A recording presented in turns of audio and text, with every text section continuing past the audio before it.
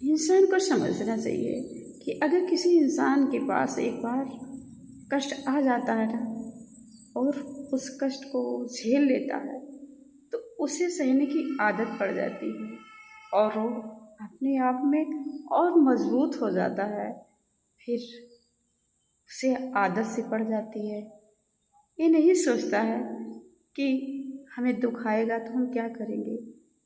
उसे उसका कष्ट, उसका दुख मजबूत कर देता है और फिर वो अपने आप में ताकत बना लेता है और फिर वो किसी का सहारा भी नहीं लेता है।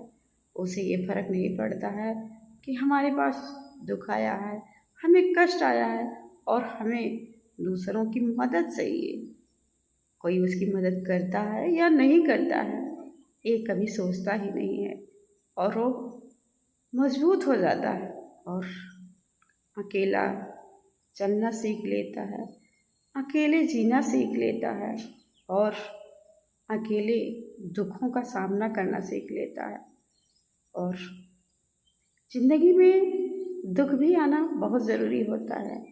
इंसान जब दुख पाता है तो मजबूत हो जाता है और खुशी में अक्सर लोग कमज़ोर ही रहते हैं, लेकिन जब दुखों का सामना करना पड़ता है तो दिल भी मजबूत होता है, दिमाग भी मजबूत होता है और उसके हाथ पैर भी मजबूत हो जाते हैं और उसे अकेले चलने की आदत पड़ जाती है, अकेले मेहनत करने की आदत पड़ जाती है और सब कुछ कर लेता है इंसान, लेकिन सामने वाला उसे समझ नहीं पाता है और वो इंतज़ार में रहता है कि कब इसके पास दुखों का पिटारा आएगा और कब इसे मैं गिराऊंगा।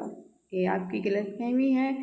एक आप इंसान हो और एक वो भी है जिसके पास दुख आता है। अगर इंसान है तो दुख सुख सब आता है। जीवन इसीलिए मिलता है, हर पल आता है और हर पल में हम कुछ ना कुछ सिखा के ही जाता है और हर पल आना भी बहुत ज़रूरी है। इसे ही जीवन कहते हैं और जीवन मिला है तो सब कुछ होना चाहिए। ऐसा नहीं है कि हम हमेशा खुश ही रहें। कभी कभी दुख का आना भी बहुत ज़रूरी होता है। दुखों से हमें हिम्मत मिलती है, साहस मिलती है, मनोबल बढ़ता है और हम मजबूत भी हो जाते हैं। इसीलिए